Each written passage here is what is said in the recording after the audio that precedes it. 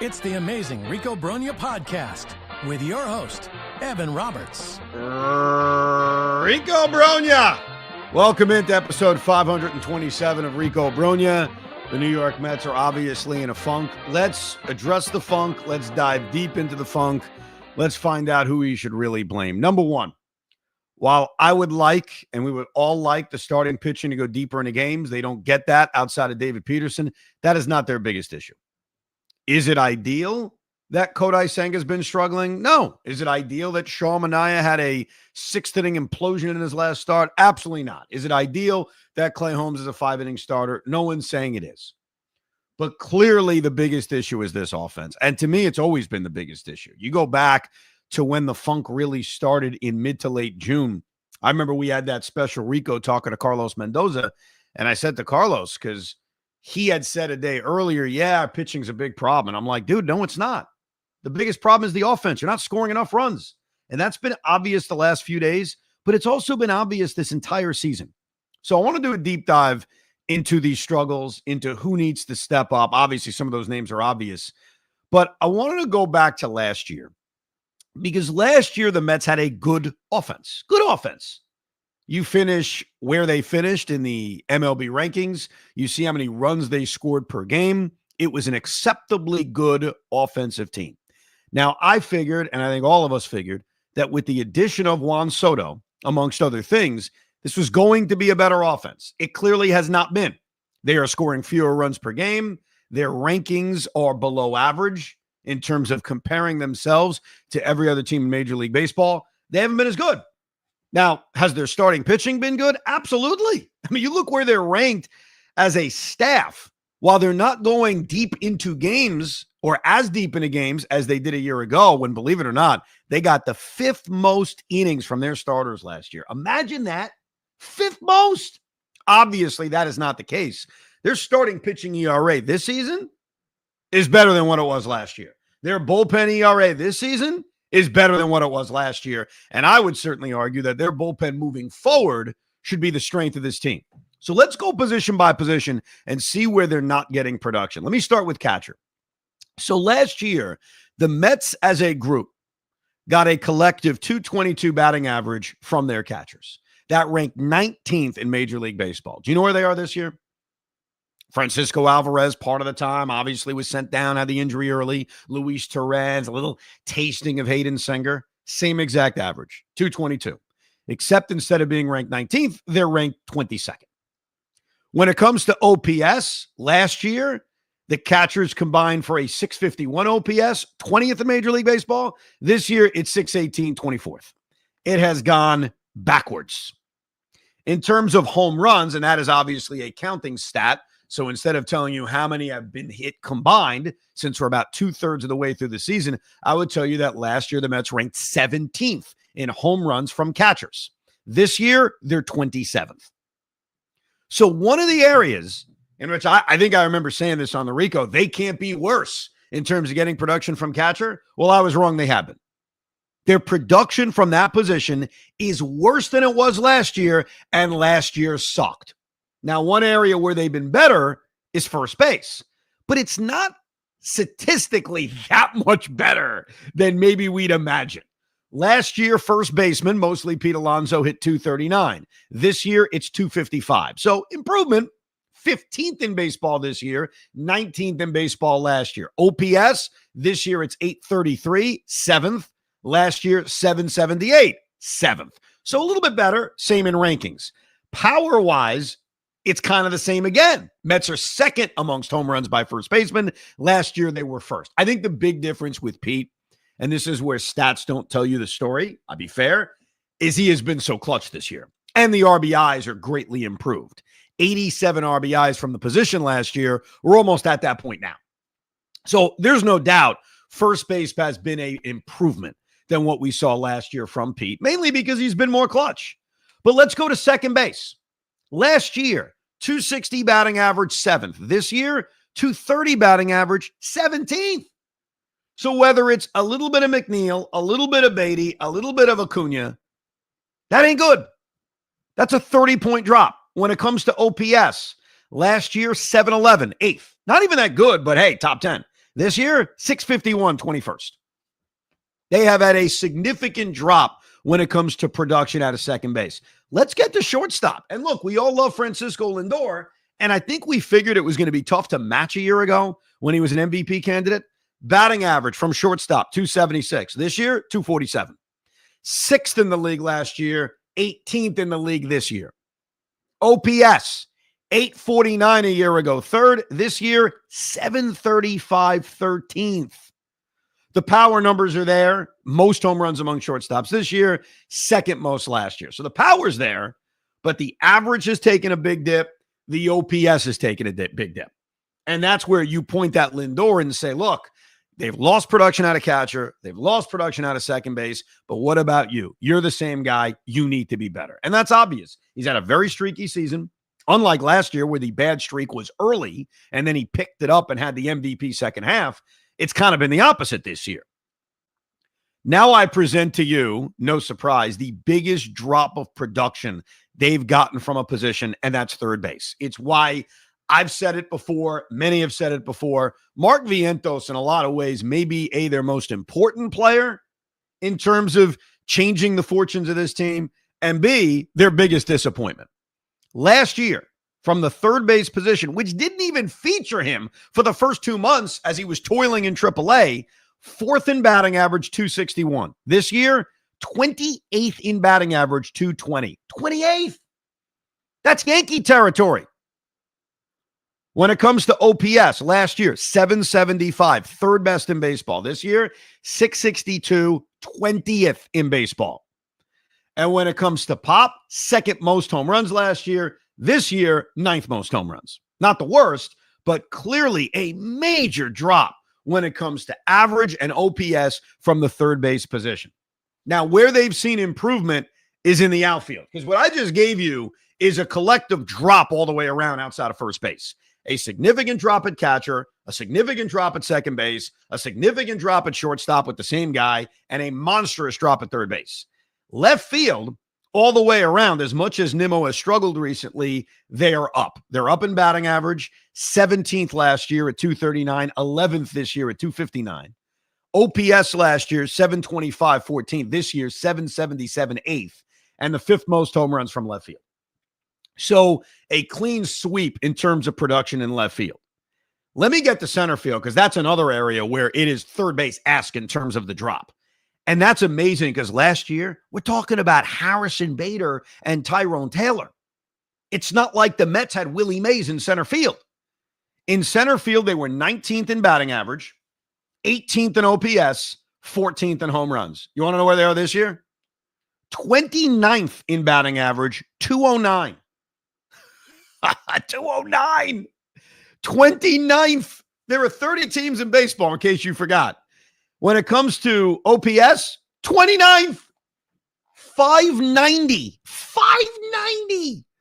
And when it comes to home runs, 4 home runs from center field, 28th in baseball. So their production, and last year wasn't good, like 19th, 18th, and 14th, you could actually argue is right around average, which is surprising that it was actually as good when it comes to ranks. But this year, almost dead last. Now, I hope Cedric Mullins changes that. So far, we haven't seen it. Haven't seen that change. But a major drop from a position that was a problem a year ago. Right field, they've gotten better. But I'm going to give you these numbers. It's not as much better as you would have hoped. So last year, they got the 21st best batting average from right field, 228. This year, it's 8th best at 255. Certainly a jump. I don't know if it's a big enough jump. When it comes to OPS, this one's got to blow your mind. It's up, but is it up enough? 709 OPS, 18th best, 852 fifth best. It's Juan Soto. I think we figured even higher than that.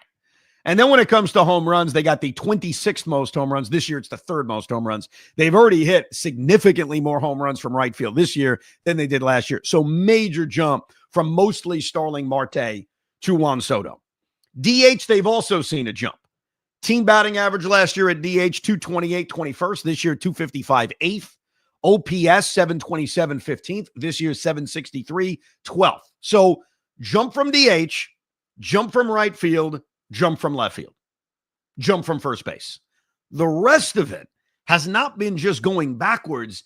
It's been significantly bad. And that's where I think, as I try to analyze, all right, how did I get it wrong? How did we get it wrong in terms of thinking this offense was going to be better than this? And really what I think it comes down to was that we looked at center field catcher and said, it can't be worse. Just can't be. And it actually has. The production from center field and the production from catcher has stunningly been worse than we expected. And I think that is very tough to imagine. The drop from Lindor, I can't say it's a monstrous surprise. He had an MVP year last year. But the biggest one is third base. Like, I didn't expect Mark Vientos to match his numbers last year. I remember talking about that at the beginning of this season. But it has been such a free fall from Mark Vientos that it has really killed them. And then you just factor in, and I don't think these numbers even tell the story, but you factor in they haven't been clutch. Like, if you look at how many times they get on base, if you look at the home runs they've hit, if you look at OPS, they should be better than this. They shouldn't be a top 5 offense. Like, those numbers don't necessarily back that up, but it backs up that they should be better. And that's where the clutch stats have really killed them. Now, Benjamin Weiss contributes greatly to this because Benjamin sent an email at thericob@gmail.com writing, just because I was curious, I wanted to analyze the data from Juan Soto's career. Okay? I did a little research on Soto's at-bats, particularly comparing situations with runners on base. Besides the obvious, he's been better solo. He seems to particularly struggle with a runner on first base, and then gives a deep statistical breakdown on Juan Soto's numbers when there is a guy on first base. His batting average with a guy on first is 173 with a 602 OPS. I mean, that is unbelievable. When there is nobody on base this season, Juan Soto is hitting 305 with a 1,000 OPS. With runners in scoring position, 175. Runners in scoring position with one man on base, 116 with a 446 OPS. And, like, I think we all seen this, but it's like, why? And here's the best part. Ben also supplies his career. So, for example, in 2025 with nobody on base, he's hitting 305 with a 1,038 OPS. In his career, it's 277 with a 937 OPS, which means a plus 28-point improvement when it comes to batting average and an OPS improvement of 100 points. With a runner on first base in his major league career, 285, 930 OPS. This year, 158, 557 OPS. With runners in scoring position, 288 in his career, 1,111 OPS. Now, you see these numbers, and we know it because we've watched them all year, and it's fair to say, now tell me why. Why has Juan Soto been so bad with guys on base? And it's easy to say, well, it's the contract. It's easy to pull a Mendy and say, well, it's bad luck. I don't know the answer. I wish I could supply that. I wish I could supply it, not just for this podcast, but for Juan Soto to adjust and figure it out. But that's one of those things, believe it or not, that gives me hope. Like, the drop that we gave from positions scares me because there's no evidence or reason to believe that Francisco Alvarez is just going to get hot. There's no reason to believe that. Why? What's his career tell you? Mark Vientos has had such a mixed bag of his career. What tells you he's going to get hot? So for me to sit here and tell you, don't worry about Vientos, don't worry about Alvarez, and even don't worry about center field, considering Cedric Mullins' production is better than what center field has given the Mets this season, but overall still hasn't been great. I would be just hoping those guys are better. What gives you legitimate hope, in my opinion, is Juan Soto. He's not this guy. His career tells you he's not this guy. And any argument you want to come up with, well, he's fat and he doesn't care, which I think is BS, by the way. He's fat and he doesn't care. Well, then explain to me why with nobody on base, he's great. So he's fat when there's guys on base, but when there's nobody on base, he's great. The pressure thing, like, I can't even buy the pressure thing. He's been a clutch player his entire career. All of a sudden now, because of $765 million, he can't hit. I don't buy it. So I kind of lean towards that's baseball. I lean towards he'll get out of it. Now, sometimes guys don't get out of it in a season, as we saw with Carlos Beltran in his first year with the Mets. So maybe this is something where in 26, 27, 28, he's tearing it up, which doesn't help us now. But what gives me hope about this offense, at least not being as bad as it's been, are the better players on this team not being this bad. The center field, the third base, that's tough to give you confidence. But I think the rest of it, the big players on this team, gives you the confidence they're going to turn it around.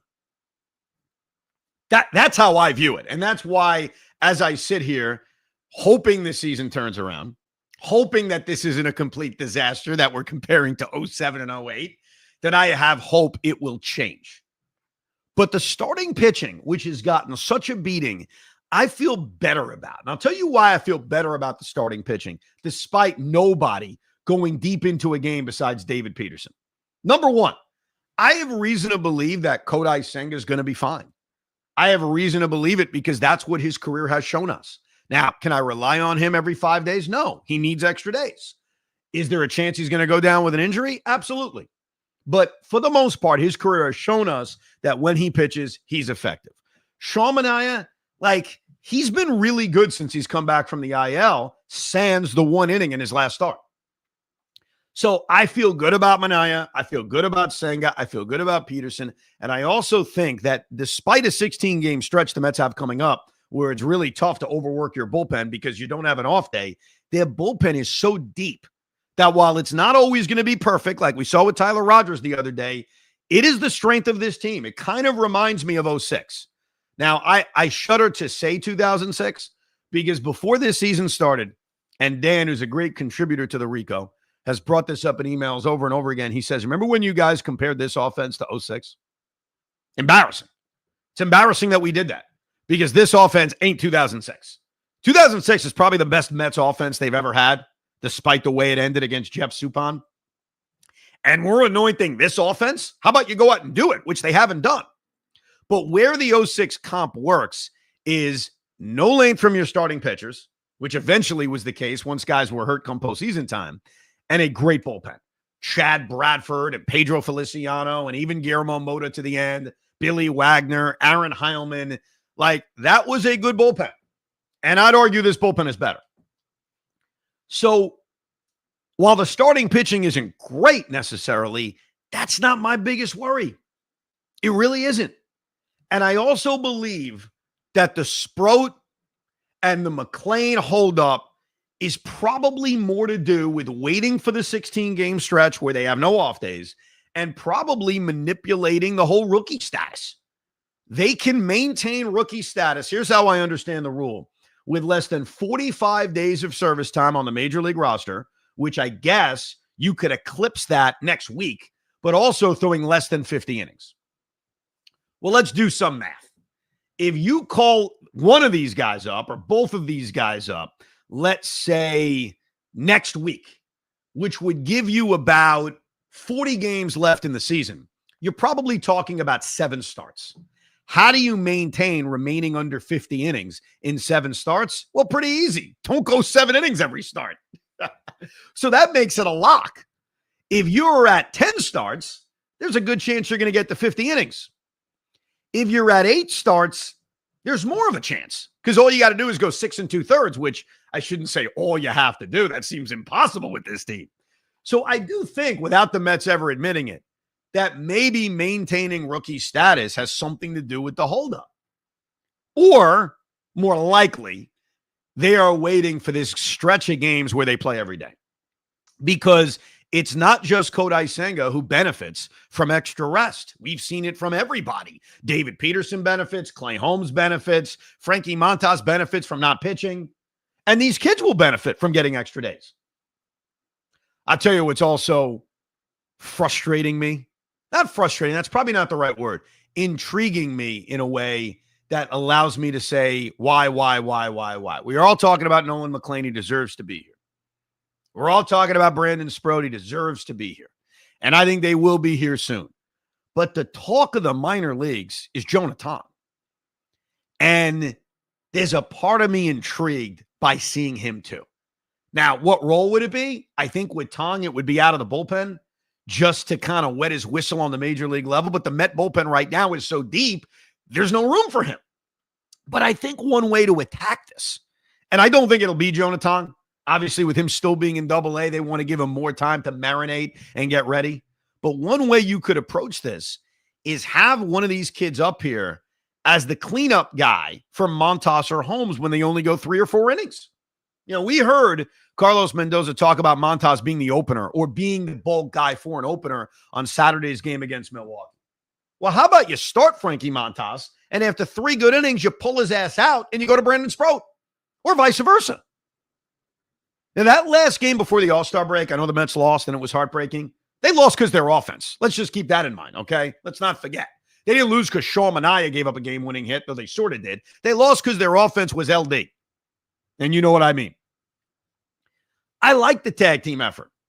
If you've got starters that can't go deep into games, having 2 starters tag team a game makes sense. Now, it's difficult roster-wise. I understand that. But there's also a way to manipulate this. So I am curious to see that happen. All right, a couple of more thoughts about this lineup. Lineup changes. We saw Mendoza go back to the original lineup, the one that started the season of Lindor, Soto, and Alonso. It obviously did nothing in Wednesday's embarrassment against the Guardians. That is still, in my opinion, the preferred lineup. I have said that from the beginning, that that's what I would do. Number 2, in a fantasy world, and it is and I'm mad at Hoffman. I don't know if Pete could talk right now. I'm mad at Hoffman because I can't do it, but when a caller called up Sal, and here's the thing, the only reason this bothers me is because I respect Sal. I like Sal. He's a good Met fan, all right? If this was Big Mac, I wouldn't care. I'm just kidding, Big Mac. But a caller called up and said, Sal, the obvious thing this team should do is lead off Juan Soto, which I've been screaming about for a while. I've given up screaming about it because it's not going to happen. I said it to Carlos Mendoza. It's not going to happen. But I defy anybody to tell me why it doesn't make sense. And Sal dismissed it and said it's stupid. You don't have to agree with it, but it is not stupid. The guy blows with guys on base. He's a walk machine. He's now stealing bases. It takes some pressure off of him. There is no negative to leading off Juan Soto. I don't see it. And don't tell me how much money he makes. The Dodgers lead off Ohtani. So I know it's not going to happen. So yes, I could spend a few minutes on the Rico explaining why it should happen, bitching about it. It feels like Mendy won't do it. But where were you, Hoff, to stand up for the Juan Soto should lead off crowd? Very disappointing. Well, I wanted, Sal to shine for a moment. I didn't want to take over. So I wanted to let Sal shine and have his moment. So that's why I did. Listen, I'll take whatever at this point. I mean, you've been on that for a while. They're not going to move Pete to 2. I mean, that would be the ideal, right? Soto 1, Pete 2, Lindor 3. I mean, at this point in time, whatever it takes to shuffle this up because there is a malaise offensively. And I'm not really sure why.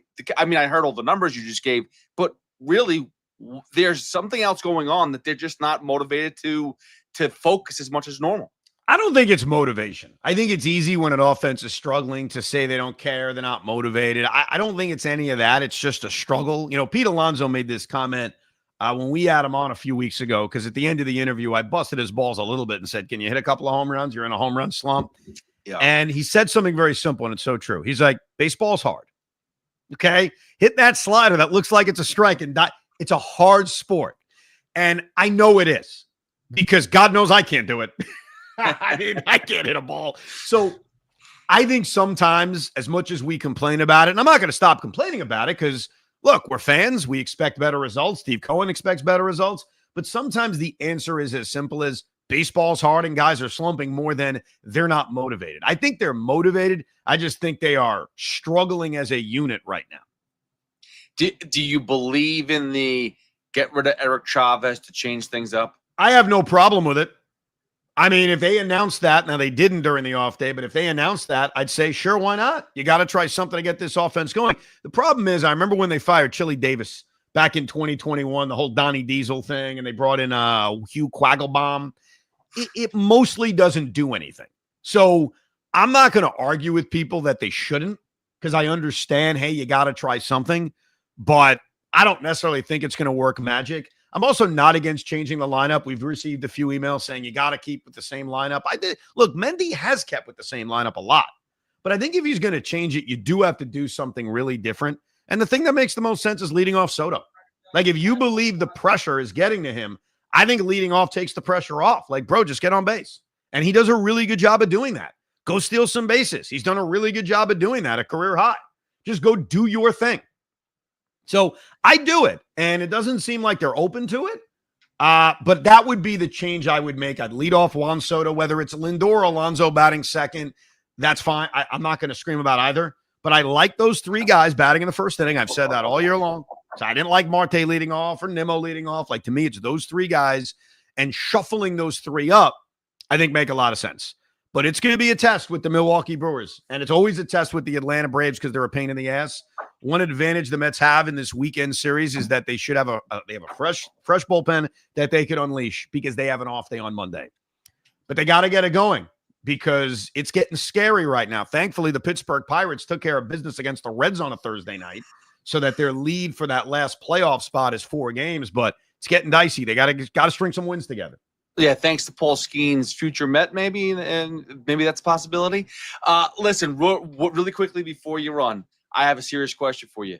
Milwaukee, we have 3 games in Milwaukee. Return for Pete Alonso, first time he's back since his home run in the wild card. Do you want Pete Alonso to tie or break the record in Milwaukee, or do you want to save it for? No. I want him to break the listen, this is about winning more than records. It would be cool to be in the building. It'd be cool for us to experience it. Right now, the Mets got to win, and they are a better team when Pete Alonso hits home runs. So my selfishness, our selfishness needs to be thrown out the window. First inning against the Brewers, against Brandon Woodruff, bang. Just get it done. Tie the record, break the record, and get some victories. Subscribe to the Rico Brogna if you haven't. Download it wherever you download your podcast. We'll give you instant reactions after some games and always recaps after each series. Thank you very much for listening to another edition of Rico Brogna.